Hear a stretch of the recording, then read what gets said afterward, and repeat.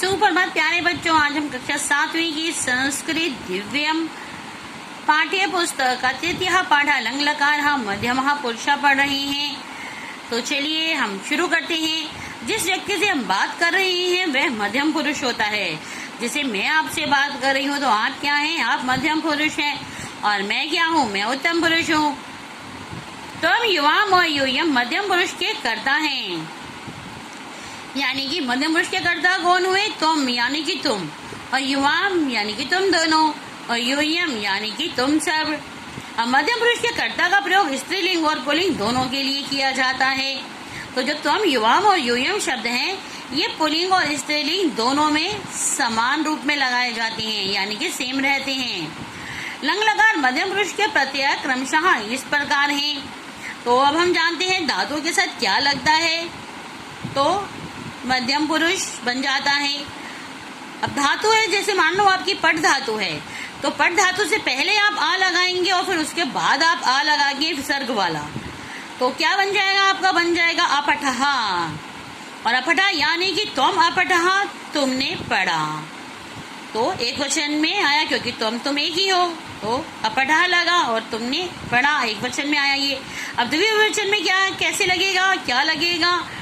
तो पट धातु है, पट धातु के आगे आ लगेगा और उसके पीछे लगेगा अतम, तो आपका बन जाएगा अपठतम, यानी कि युवाम अपठतम, तो तुम दोनों ने पढ़ा हो जाएगा। अब बहुवचन में क्या लगेगा? धातु है पट, उसके आगे आ लगेगा और उसके पीछे लग जाएगा अत, तो बन जाएगा अपठत। तो यूयम अपठत, यूयम यानी कि तुम सबने, और अपठत यानी कि पढ़ा। अब मध्यम पुरुष कर्ता के साथ लंग लकार का प्रयोग, तुम लेखम अलिखा, तो इसका हुआ तुम यानी कि तुमने, लेखम लेख, अलिखा लिखा।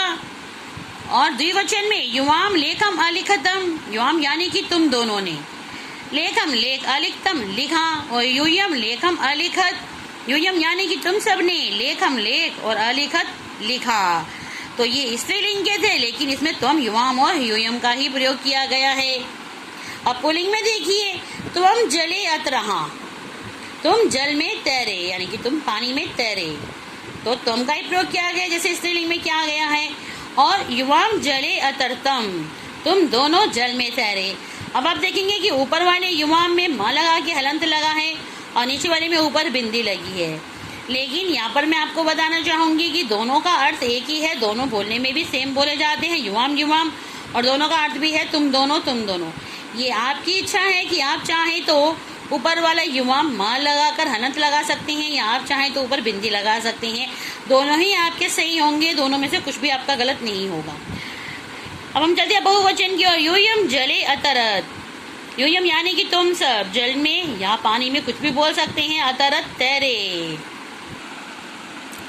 तुम निर्धनाय वस्त्राणि अयच्छः, तुम यानी कि तुमने, निर्धनाय यानी कि निर्धन को, गरीब को, वस्त्राणि वस्त्र, अयच्छः दिए। युवाम दिवाल्ये ईश्वरस्य वंदनाम अकुरुतम, युवाम यानी कि तुम दोनों, दिवाल्ये यानी कि तुम दोनों ने मंदिर में, ईश्वरस्य ईश्वर की, भगवान की, वंदनाम वंदना, अकुरुतम की, यानी कि तुम दोनों ने मंदिर में ईश्वर की वंदना की। यूयम समयस्य सदुपयोगम अकुरत, यूयम यानी कि तुम सबने, समयस्य समय का, सदुपयोगम सदुपयोग, अकुरत किया, यानी कि तुम सबने समय का सदुपयोग किया। तुम प्रतियोगितायाम गीतम आगायः, तुम यानी कि तुमने प्रतियोगिता में गीत गाया, गीतम गीत, अगाया गाया। युवाम कक्षायाम तूष्णीम अतिष्ठतम, अब युवाम तुम दोनों ने, कक्षायाम कक्षा में, तूष्णीम यानी कि चुपचाप, और अतिष्ठतम बैठे, यानी कि तुम दोनों कक्षा में चुपचाप बैठे। यूयम परीक्षायाम सफलः अभवत्, यूयम यानी कि तुम सब, परीक्षायाम परीक्षा में, सफलः सफल, अभवत् हुए। अब देखते हैं नीचे, तुम पितामहीन सह क्रीड़ा, तुम पितामहीन होते हैं दादाजी, सह दादाजी के साथ, अक्रीड़ा खेले। और युवाम परिवारेण सह चित्रागारम अगच्छतम, युवाम यानी कि तुम दोनों, परिवारेण सह परिवार के साथ, चित्रागारम होता है सिनेमा घर, और अगच्छतम गए। अब यूयम चित्रकला प्रतियोगितायाम अपश्यत, यूयम यानी कि तुम सबने, चित्रकला प्रतियोगितायाम प्रतियोगिता अपश्यत देखी। अब चलते हैं हम नीचे। हया तव विद्यालय चित्रकला प्रतियोगिता आसीत। कल, हया यानी कि कल जो बीत चुका है, तुम्हारे तव विद्यालय तुम्हारे विद्यालय में चित्रकला प्रतियोगिता आसीत, चित्रकला प्रतियोगिता थी। त्वम अपि प्रतिभागी आसी, परम त्वम प्रतियोगितायां विलंबेन सम्मिलितः अभवः यतः त्वम मार्गे एकं भिक्षुकम् अपश्यः। तो त्वम अपि प्रतिभागी यानी कि तुम भी प्रतिभागी थे। तुम अपि होता है भी, प्रतिभागी आसी ही थे। परम त्वम यानी कि परंतु तुम, प्रतियोगिता में विलंबेन होता है विलंब यानी कि देर से, और सम्मिलितः अब वहाँ देर से शामिल हुए। यतः त्वम क्योंकि तुमने मार्ग में यानी कि रास्ते में एक भिक्षुकम अपश्य, एक भिखारी को देखा। अब भिक्षुकः भूभुक्षितः आसीत, भिक्षुका यानी कि भिखारी, और भूभुक्षितः होता है भूखा, आसीत था। अब क्या था, वो जो भिखारी था वो भूखा था। तस्य वस्त्राणि यानी कि उसके वस्त्र, जीर्णानि आसन, जीर्णानि होते हैं फटे पुराने, आसन थे तो उसके वस्त्र फटे पुराने थे।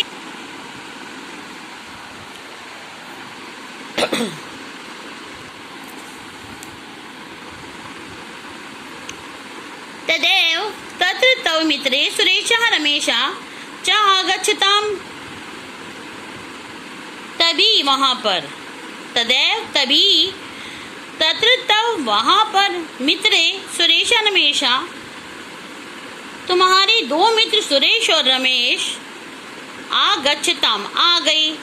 रमेशः त्वं च गृहम् अगच्छतम् भोजनं वस्त्रं च आन्यतम्।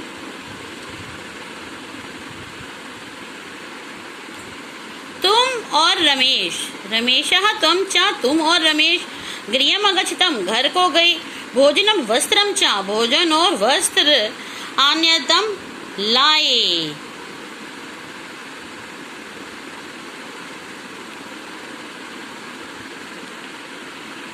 सुरेशः तत्र अतिष्ठत्, सुरेश वहीं पर बैठ गया। युवां भिक्षुकाय अन्नम वस्त्रम च आयच्छतम्।